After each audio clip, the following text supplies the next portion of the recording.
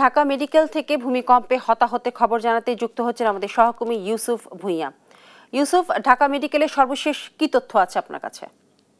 Update যদি আপনাদেরকে জানানোর চেষ্টা করি, ঢাকা মেডিকেলে ঠিক কিছুক্ষণ আগে স্বাস্থ্য উপদেষ্টা এসেছিলেন। তিনি আমাদেরকে জানিয়েছিলেন যে ঢাকা মেডিকেলে ভূমিকম্পের ঘটনায় প্রায় 42 জন চিকিৎসা নিয়েছে, তার মধ্যে আসলে এখন 7 জন ভর্তি রয়েছে। আমি ঠিক ঢাকা মেডিকেলের সামনে এখন রয়েছি, আপনাদেরকে দেখানোর চেষ্টা করি। এখানে কিছুক্ষণ পরে আসলে ঢাকা মেডিকেলে আমরা দেখতে পেয়েছি আসলে অনেক রুগী আসছে এই ঘটনায়। আসলে যারা আহত হয়েছে তারা আসছেন, শুধু ঢাকার মধ্যে নয়, ঢাকার বাইরে থেকেও আসলে অনেকে আসছেন এই ঘটনায় যারা আহত হয়েছেন।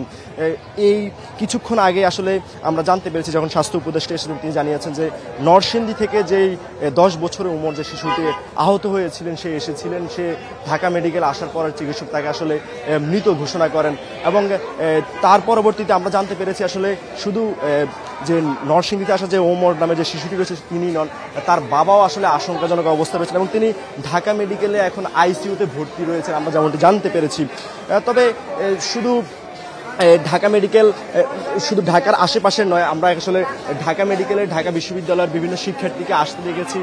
তারা আসলে চিকিৎসা নিচ্ছেন এবং তারা বলছিলেন আসলে কিভাবে তারা আহত হয়েছেন এবং কিভাবে তারা এই ঘটনায়, যখন আসলে ভূমিকম্পের ঘটনাটি ঘটে তখন তারা কিভাবে দেখেছেন। আমরা আসলে একটু কথা বলার চেষ্টা করি।